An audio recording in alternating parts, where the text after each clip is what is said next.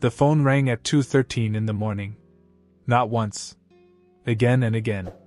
The sound tore through the darkness like an alarm in a burning house. Monica shifted beside me, but she did not wake. I reached for the phone and saw Logan's name glowing on the screen. When I answered, both boys were screaming. "Brad, Mom's at the hospital. She needs surgery right now. They won't do anything unless we send 15,000. Their voices overlapped, frantic and rehearsed. Cole was crying. Or pretending to. Logan kept repeating that Monica would not survive the night unless I transferred the money immediately. For nearly 10 years, that sentence would have been enough. I would have opened the banking app before asking questions. I would have emptied an account, broken a deposit, borrowed against something I owned. That was what I always did. I solved things. When Logan wrecked his first car, I paid the deductible. When Cole dropped out of school and needed time to figure things out, I covered his rent. I paid their insurance, phone bills, repairs, tickets, loans, vacations, emergencies, and mistakes. Their biological father sent birthday messages and excuses. I sent money. But that night, something in Logan's voice sounded wrong. Too urgent. Too polished. And Monica was asleep beside me. I looked at her face in the darkness. Then I understood. I said very calmly, "Call your dad. It's his turn now." The line went silent. Then Logan shouted my name. I hung up. And for the first time in 10 years, I went back to sleep while someone else's crisis remained unpaid. The police called the next morning. The officer asked whether I had received a demand for $15,000. He told me there had been no emergency surgery, no life-threatening condition, no hospital refusing treatment. There had been a plan. The boys had used details from Monica's medical history to make the story believable. They had even arranged for a friend to call from a number that appeared connected to a local clinic. The money, investigators believed, was meant to cover debts Logan and Cole had created together. I stood in the kitchen holding the phone while Monica stared at me. She looked shocked. But not shocked enough. That was when another truth entered the room. She had spent years asking me to forgive them because they were young, confused, emotional, still hurt by their father's absence. Every insult had an explanation. Every demand had a reason. Every failure became another bill placed in my hands. And I had paid. Not because I was weak. Because I believed sacrifice would eventually become love. It never did. That afternoon, I sat in my office and began removing myself from their lives. I canceled the monthly transfers. I froze the cards connected to my accounts. I removed both boys from the vehicle policies I paid for. I stopped the insurance payments, the phone plans, the loan installments, and the automatic deposits that appeared in their accounts every Friday. No speech. No argument. Just silence and confirmation emails. When Monica entered the room, I told her, "From now on, their father handles everything." She said I was acting out of anger. I told her anger had kept me paying for years. What I felt now was clarity. The collapse came quickly. Their father refused to cover the bills. He said he had his own life, his own expenses, his own responsibilities. The irony was almost elegant. The man they called Dad wanted the title. He did not want the invoice. Logan's truck was repossessed. Cole lost his apartment. Their phone service was suspended. Creditors started calling. Relatives who once praised them began hearing about the fake hospital call and stopped defending them. For the first time, everyone saw what I had been trained not to see. The boys had never considered me family. I was infrastructure. I was the invisible system beneath their comfort. I existed to prevent consequences. Months passed before they contacted me again. They asked to meet at a small diner outside town. Logan looked thinner. Cole could barely meet my eyes. There were no demands this time. No emergency. No amount written on a piece of paper. Logan admitted the phone call had been his idea. Cole admitted he had gone along with it because they believed I would pay, just as I always had. Then Cole said something I had waited nearly 10 years to hear. "Thank you for everything you did for us." It should have healed something. It didn't. Because gratitude that arrives after the money stops is difficult to separate from hunger. I accepted their apology. I believed parts of it. Perhaps they had changed. Perhaps losing comfort had taught them what love had failed to teach. But I did not return. I did not restore the accounts, restart the payments, or step back into the place they had kept empty until a bill appeared. I moved into a smaller house months later. I rebuilt my savings. I learned to sleep without waiting for the next disaster. Sometimes Monica tells me the boys miss me. Maybe they do. But I finally understand that self-respect begins when a man stops volunteering to be remembered only in emergencies. So tell me this. Was I wrong to leave them with the consequences they had spent years expecting me to erase? I did not confront Logan and Cole after the police called. I did not raise my voice, threaten them, or demand that they explain how two men I had helped raise could invent their mother's death to steal $15,000 from me. I simply opened my laptop. For nearly 10 years, my money had moved through that family like blood through a body. Quietly. Constantly. Without it, nothing worked. I paid Logan's truck loan because he said reliable transportation was essential for his job. I covered Cole's apartment because he claimed living at home damaged his independence.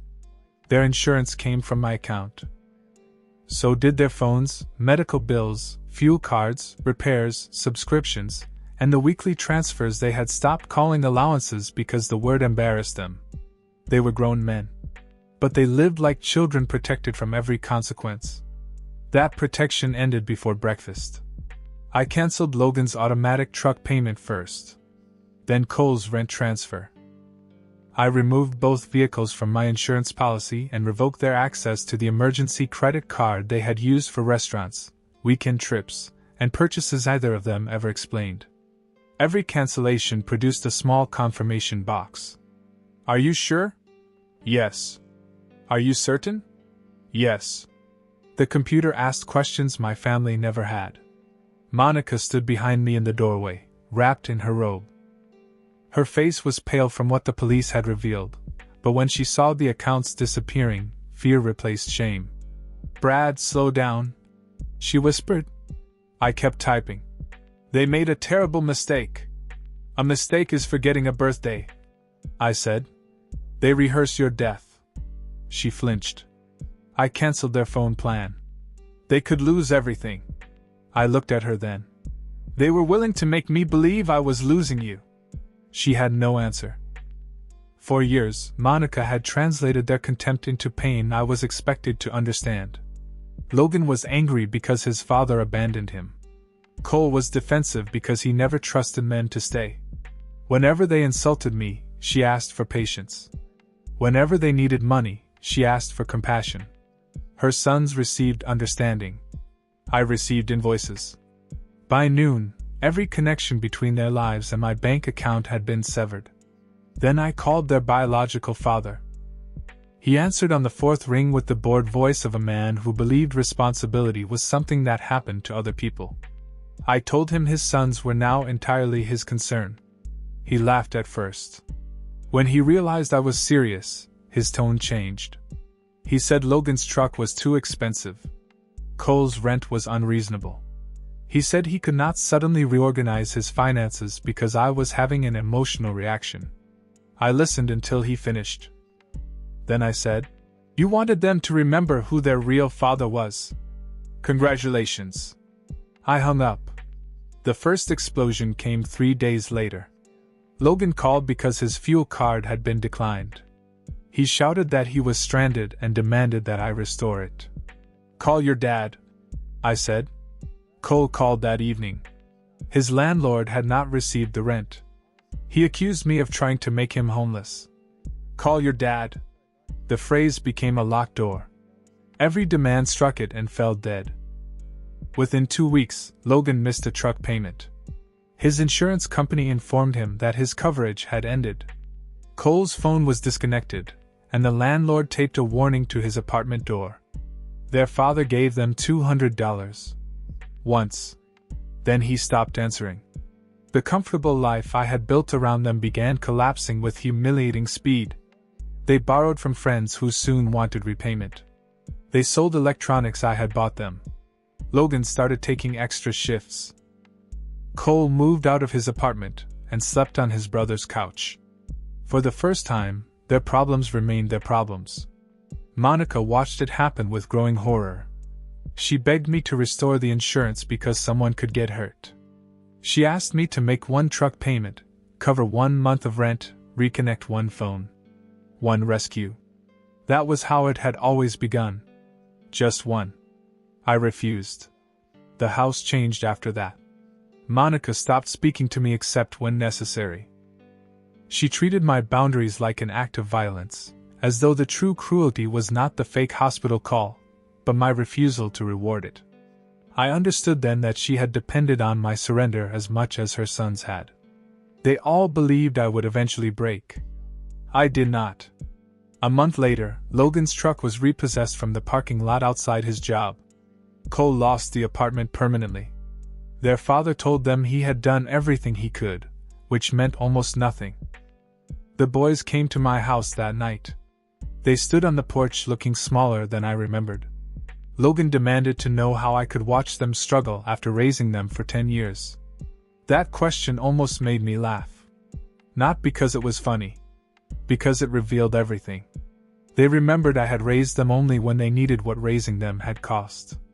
I gave you 10 years, I said. You turned them into a payment schedule. Cole lowered his eyes. Logan clenched his jaw. Neither apologized. Not then. They were still waiting for the cards to reactivate, for the transfers to resume, for the old Brad to return and erase the lesson before it became permanent. I closed the door. Behind it, I heard Logan call me heartless. Maybe I was. But a heart used without gratitude eventually becomes nothing more than a wallet with a pulse. Their father had the title. Monica had the excuses. The boys had the comfort. I had the burden. Now the burden belonged to the people who had spent years reminding me that I was not truly one of them. Was I wrong to finally believe them? The investigation moved faster than anyone expected. Within a week, detectives had recovered text messages, bank records, and voice recordings connected to the fake hospital emergency. Logan had written most of the script. Cole had practiced sounding terrified. A friend had agreed to impersonate a hospital employee if I started asking too many questions. It had never been about Monica. It had always been about money. The truth spread through the family with astonishing speed. Relatives who had once called me stubborn suddenly stopped defending the boys. Friends who had quietly hinted that I should be the bigger man learned there had never been an emergency room, never been a surgeon waiting for payment, never been a life hanging in the balance. Only a lie. A carefully rehearsed lie. Monica cried when she realized everyone knew. Not because our private pain had become public. Because there was no explanation left to protect her sons. For years she had softened every selfish decision they made. She blamed grief, divorce, youth, insecurity, or bad influences. Now there were police reports instead of excuses. Facts leave very little room for comforting stories. Logan tried calling me several times. I let every call go to voicemail. Cole sent messages that grew shorter every day. At first they were angry, then defensive, then quiet. Finally, one message arrived containing only 6 words. We need to talk. Please, Brad. I waited another week before answering. Not to punish them. To make sure they wanted conversation instead of another rescue. We met in a small coffee shop halfway across town. There were no raised voices this time. No accusations. No demands for money. Logan looked exhausted. Dark circles framed his eyes. His expensive clothes had been replaced by worn work boots and faded jeans. Cole seemed older than his age. Hardship had a way of removing arrogance far more efficiently than advice ever could. Neither sat until I did. For several long moments, nobody spoke. Finally Logan broke the silence. I thought you would always fix everything. His voice barely rose above a whisper. I know. I never asked what it cost you. I know. He swallowed hard before looking directly at me. I didn't see you as a person. I saw you as the answer. Those words landed deeper than any apology. Because they were true. Cole rubbed both hands together before speaking. When Dad refused to help, I realized something. I waited. He always told us you were trying to replace him. He laughed bitterly. But when everything fell apart, he disappeared first. Silence settled over the table again. Neither of them blamed their father anymore. For the first time, they accepted responsibility for choosing the wrong example. Logan reached into his jacket and placed a folded envelope in front of me. Inside was a handwritten letter. Every page described something I had done during the past decade that he had never thanked me for.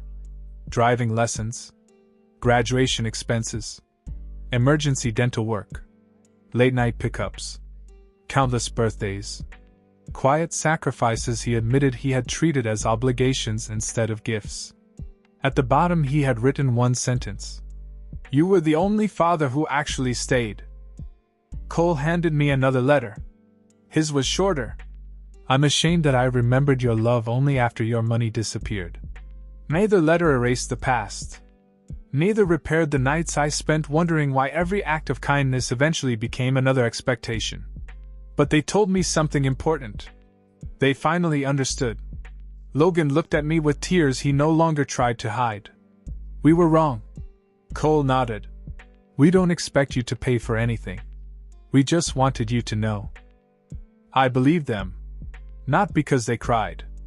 Because they asked for nothing. When we stood to leave, Logan hesitated. Can I hug you? I allowed it. The embrace lasted only a few seconds, awkward and uncertain, like two people trying to cross a bridge they had burned themselves. When it ended, I stepped back. I forgive you. Both brothers smiled through tears. Then I finished the sentence they needed to hear. But forgiveness doesn't mean everything goes back to the way it was. Their expressions changed. Not with anger. With acceptance. They understood before I said another word. Some doors reopen. Others remain closed because the lesson behind them must never be forgotten. For years they had mistaken generosity for obligation and sacrifice for weakness. Now they finally recognized what they had destroyed. The investigation eventually ended. No prison. No dramatic courtroom. Only permanent consequences that could never be transferred onto someone else's bank account. Sometimes that is the heaviest sentence of all. Life became quieter after that meeting. Not happier. Quiet has nothing to do with happiness. It is simply the sound that remains when chaos finally leaves your doorstep. Logan and Cole kept their promise. They never asked me for another dollar. They found second jobs, sold what they could no longer afford, and slowly rebuilt lives that were finally supported by their own effort instead of my paycheck. Sometimes Monica would tell me they were changing. They're working hard now. I know. They talk about you differently. I know. They really regret what they did. I believed her. Regret has a different voice than manipulation. I had learned to hear the difference. Months passed before either of the boys contacted me again. This time there were no emergencies, no dramatic phone calls, and no impossible requests. Logan invited me to have lunch. Cole asked whether I would attend a small family barbecue. Both invitations ended with the same sentence. No pressure. We understand if you don't. That was the first sign they had truly changed. People who respect your boundaries stop demanding your presence. I accepted the lunch. I declined the barbecue. Not because I hated them. Because I had finally learned something about myself. For almost 10 years, I believed love meant making yourself endlessly available. I confused generosity with responsibility and sacrifice with identity. Every time someone needed rescuing, I stepped forward before they even asked. Eventually, they stopped seeing the man. They only saw the solution. That was my mistake. I helped build that expectation with every check I signed and every excuse I accepted. I should have demanded respect long before I demanded gratitude. Monica and I never returned to the marriage we once imagined. We remained polite. We shared the same home for a while, but not the same future. Too much had been revealed during those months. She had watched her sons depend on me while refusing to defend my place in the family. Silence can wound as deeply as cruel words. Eventually we agreed to separate. There was no courtroom battle. No shouting. Only two tired people acknowledging that love cannot survive where respect has quietly disappeared. I bought a smaller house across town. It had a tiny porch, a neglected garden, and more peace than the large family home had ever given me. For the first time in years, every dollar I earned belonged to my own future. I traveled. I slept through the night. I stopped waiting for my phone to ring with another crisis that somehow carried my name attached to the bill. Every now and then, Logan sends me a picture from work. Cole occasionally asks how the garden is growing. I answer. We talk. But I never became their financial safety net again. That chapter ended forever. Some people believe forgiveness means restoring everything exactly as it was. I disagree. Sometimes forgiveness simply means refusing to carry hatred any longer while also refusing to carry the burden that created it. The boys eventually thanked me for more than the money I had spent. They thanked me for walking away. At first I thought that sounded impossible. Then Logan explained. If you had rescued us again, he said quietly, we never would have become the men we are now. I smiled. Not because the pain had disappeared.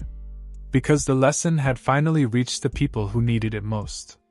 Looking back, I do not remember the fake hospital call as the worst night of my life. I remember it as the night I finally stopped confusing being needed with being loved. Those are not the same thing. One empties your wallet. The other fills your heart. It took me nearly 10 years to understand the difference. If I had transferred that $15,000, nothing would have changed. Another crisis would have arrived. Another excuse would have followed. Another piece of my self-respect would have disappeared without anyone noticing. Instead, I answered with one sentence. Call your dad. It's his turn now. Those words did not destroy a family. They exposed one. And once the truth was standing in the open, everyone had to decide who they wanted to become. The boys chose responsibility. Monica chose to face reality. I chose peace. It was the most expensive lesson any of us had ever learned. It was also the only one that was worth the price. So tell me honestly, if the only time people remember your value is when they need your money, are you really part of their family? Or are you simply the wallet they hope never closes?